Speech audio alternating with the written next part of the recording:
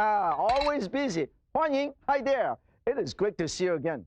Spices work wonders. They add flavor to your food, and they're good for you. Nutritionists are always finding out new health benefits about spices. For example, do you know that ginger was scientifically proven to prevent motion sickness? It's a fact. Well, we have got some ginger just in case you get a little bit dizzy when I start spinning around in the kitchen in a few minutes. But first, let's visit a great friend of mine in Singapore. She's the original Spice Girl.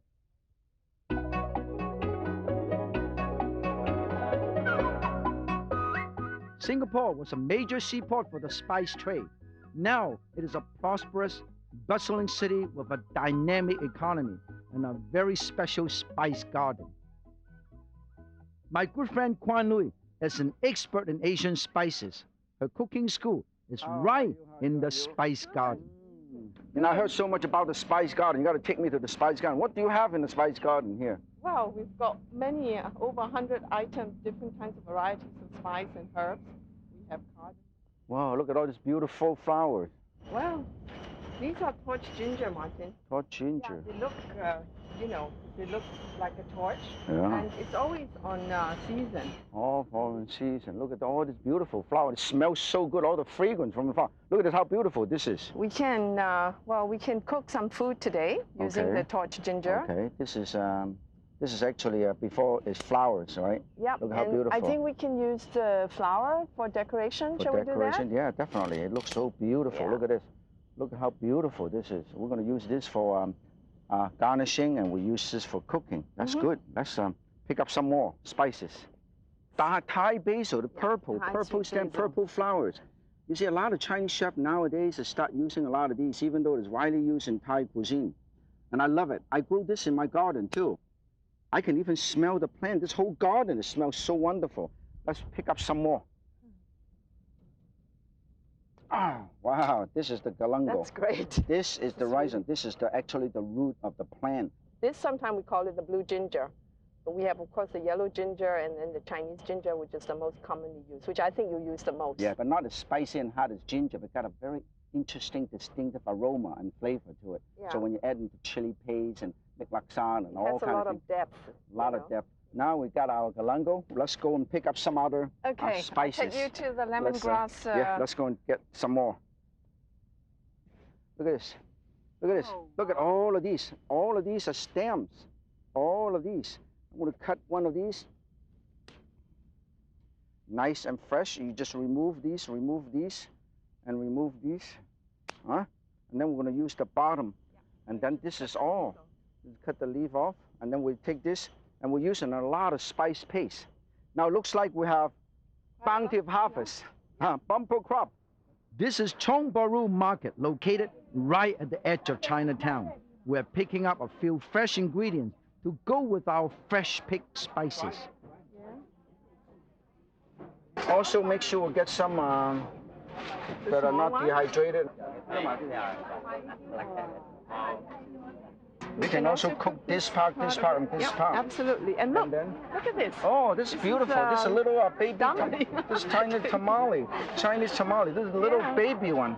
And we can just open up later on and eat. Yeah, we're going to eat them. Now I'm going to go back to Kwan's place, and she's going to prepare a meal for us. Okay. Now I'm glad that last time I went to the Spice Garden, that you have the Sunrise Cooking School there, and I brought my whole company, have a corporate bonding. This is whitefish with vegetables and fresh spices. Enjoy it tremendously. We had a great time, didn't we? Oh, very nice. It was a great way to do a teamwork. Yes, it's beautiful. This is what I learned from you. And we have to do a little bit of fish sauce. Okay? Oh, yeah, this is good. Oh, wow. Wow. Wonderful. It smells great. When this is all nice and done, we can actually serve. Okay. Look at this, Spice Garden whitefish. We use the leaf for garnishing, and we use the torch ginger, the tender part, for flavoring, and we even use this for garnishing. And you got the flavor, you got the look, you got everything. So nothing is wasted. I noticed that you're boiling some snow fungus. This is snow fungus right here. This is actually a mushroom, snow mushroom. I remember when I was a little kid, my mom do this occasionally, except we don't have the lime juice. We just have the snow fungus and then rock sugar. This is another dish that I like to try. We can put a little bit of the lime. Carrot lime leaf to sprinkle right on top right here. Right. That's it. And then you can have this dessert hot or cold. Yes. Quite smells good. What are you doing here? I'm making a lemongrass vegetarian stock, Martin. Yeah. You use lemongrass, shiitake mushroom, and a carrot and some Chinese celery. Look at it, beautiful. Now this is black moss. During Chinese New Year, what do you call this? Fat choy. Fat choy. What's the meaning of fat choy? A lot of people probably don't know. We should elaborate a little bit. Yeah, fat choy means prosperity. Prosperity. You're gonna make a lot of money if you have it in Chinese New Year, yeah? You see, not only we're cooking for you, but we also wish you prosperity. You see? Wow, this is wonderful. This is very truly unique, very, very Chinese. Beautiful colors. Just like painting. You know, Chinese cooking is very important about 色香味, 色香味, color, aroma, and then finally put a tiny bit of cilantro right on top. That's all. Food brings people together. I'm so glad that today food brings us together. And when I have more time, I'm going to take some more classes at your cooking school. At our cooking school at Sunrise? Yeah, sounds definitely. Wonderful. And in the meantime, we're going to enjoy the food. And this is wonderful.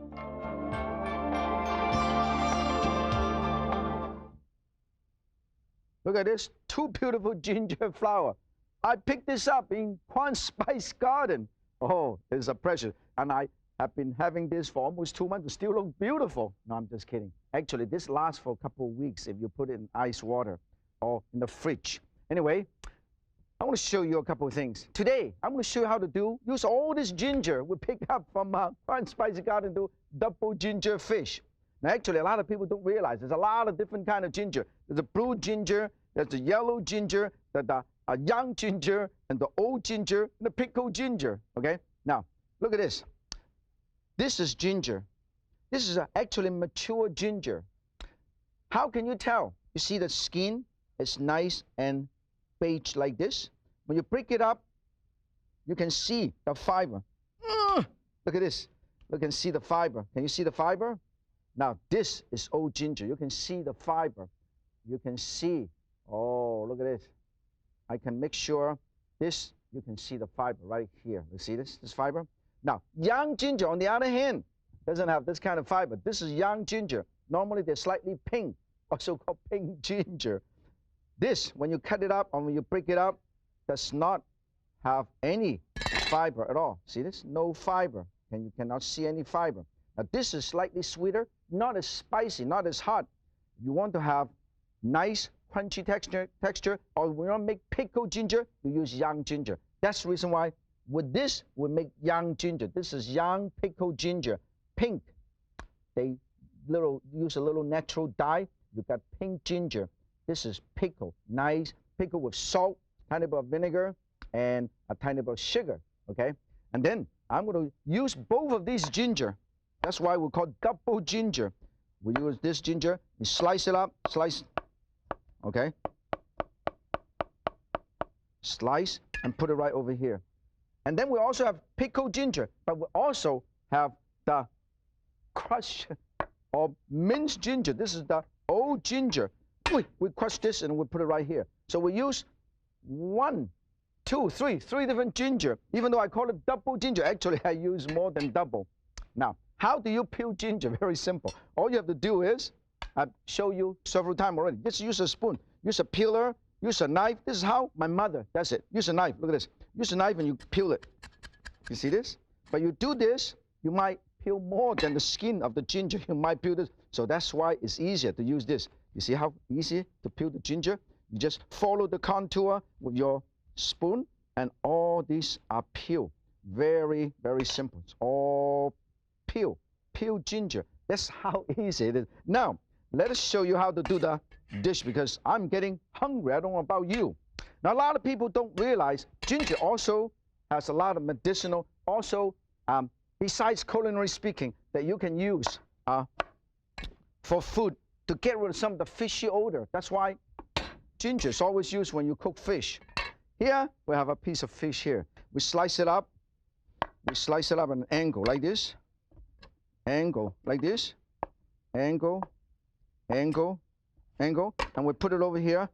And we're going to marinate this with a tiny bit of cornstarch, tiny bit of salt, tiny bit of white pepper. Make sure to stir them up. Okay? Now it's all nice and ready. Sometimes Chinese chefs like to also put a tiny bit of oil to make sure they are separate. Now, people always ask me, Martin, how come you marinate and you cook right away? You know, because you cut everything up into smaller pieces. So instantly, you can marinate it. Of course, you can marinate anywhere from 2 minutes to half an hour to 2 hours, even overnight. Then we're going to start cooking. Also, a lot of time people, particularly in Chinese cuisine, Chinese always believe ginger is good for your cold. If you have a little cold, or if you have arthritis, this is good for you too.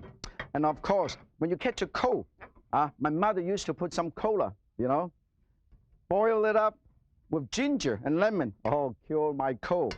When this is nice and ready, we're going to put all of these spices. Chili, this is also from Kwan's Spicy Garden. Ginger, chili, green onion. Oh, put them all together. Put all of these together. Tiny bit of lemongrass, also from the Spice Garden. And then you put them all over here. Very fast. Fish doesn't take too long to cook. Okay? And of course, every time you touch and you use your cutting board, always make sure you clean this up. Okay? Clean this up. Clean this up. Make sure. Okay? Oh. Very, very simple. And then, oh, the fish is done. Put a tiny bit of soy sauce, if you have some soy sauce. Get the color. Put a tiny bit of wine. Whoa. And I put a tiny bit of broth. So you can make a sauce. A tiny bit of fish sauce. Final touch. If you happen to have fish sauce, this is so wonderful. Doesn't take too long to cook. The fish sauce has got a very distinctive flavor. Now, pickled ginger and young ginger. Whoa, put it in. So that's why it's so beautiful. Put in the last minute. So this is not only double ginger, it's triple ginger. When this is nice and done, we slightly thicken this up a little bit. Oh, this is nice. Very easy. Stir, stir. This is how I thicken a dish. Always put in where the liquid is. Put the cornstarch where the boiling liquid is. Put, you know what? The whole dish is very pink because this is pickled ginger. When this is nice and done, we're going to take it over here and garnish it. Look at this. Oh, look at the beautiful fish carving from Chef Michael in our kitchen. Master carver. Final touch, a little garnish. You know what? With ginger flour. This is what you have. Double, triple ginger fish.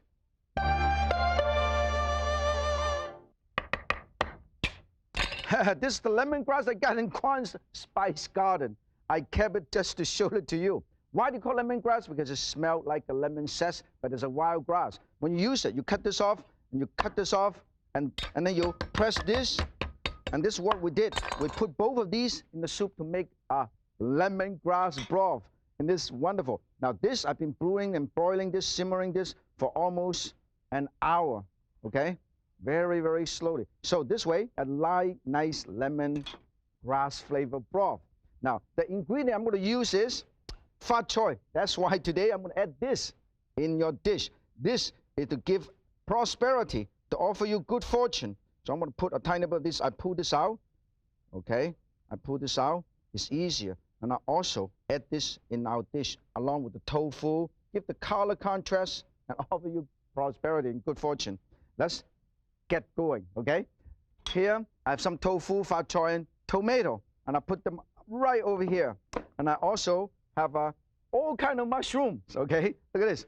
Green peas, straw mushroom, oyster mushroom, pepper, also from the spice garden, and also some bamboo shoot. Now, you can either use fresh shiitake mushroom or dry black shiitake mushroom. Put them all over here, okay? Very, very easy. And I'm going to do this egg flour soup with lemongrass and mushroom. That's what I'm doing, okay? A lot of wonderful ingredients here. And then I'm going to add a tiny bit more straw mushroom. This is straw mushroom in Asia. You can buy them in a can, but here you can buy them sometime either in the can or fresh. But here you can only buy it in the can. This is how you do it. You slice it all together like this, all 3 pieces, and I put it right over here, okay? And then when it's almost ready, this is how you do it. Bring this in. If you want to add more body to this, all you have to do is add a tiny bit of cornstarch solution, but you don't have to. See, add a tiny bit of cornstarch solution, so to add some body, okay? Make it slightly thicker, and then you flavor it with a tiny bit of salt, tiny bit of pepper, and a tiny bit of sesame seed oil. Now, even without any meat or seafood, this would taste very good. You know why? Because it's spice, fresh spices. That's the reason why it's so wonderful, you know? I got so excited when I was walking around Kwan's Spice Garden, right in the middle of downtown Singapore, because everywhere you turn around is fresh spices, the fragrance, the aroma coming all over the air, okay? Now, look at this. Look at the color. Nice color. Nice texture contrast, too. And then when it's almost ready, you shut this off. You shut it off, and you dribble in the egg wash to make egg flour. You see, I shut it off and I swirl this and I swirl it very, very slowly. And then you have a beautiful egg flour like that, okay? Now, we are ready to serve. You put this over here and you serve in the beautiful egg bowl. Nice, big, big red bowl. Garnish with some enoki mushroom. The enoki mushroom, I use a little red chili to tie it up. Look how beautiful. This is also called golden needle mushroom. And I put this one over here, one over here, and one over here. And we are going to put this right over here. You know what? Here it is. Egg flour soup with lemongrass and mushrooms.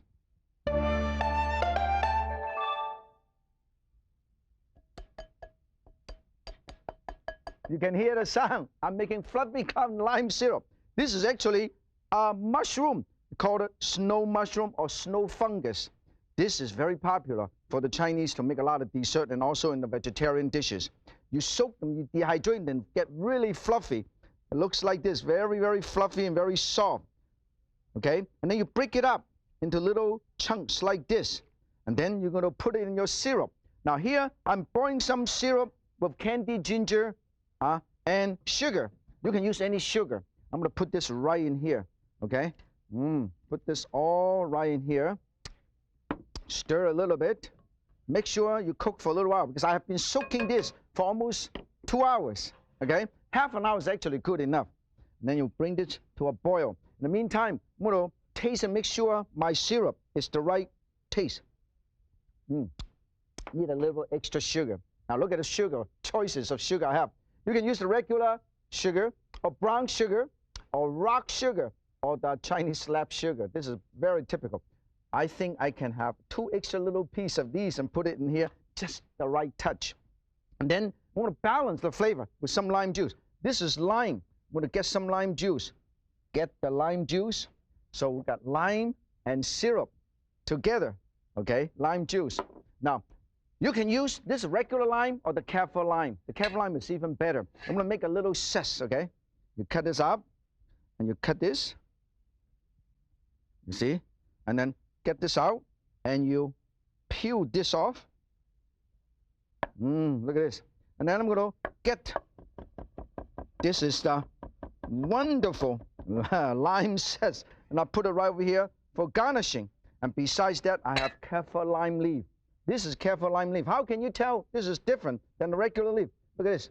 You get actually 2 leaves together. Little leaf and another leaf. This is called kaffir lime. And this is very good because I'm going to roll this up, and I'm going to and put this also in our dish to get the flavor out. So let's put a tiny bit of these, a tiny bit of these. Oh, lemons or lime zest and kaffir lime leaf.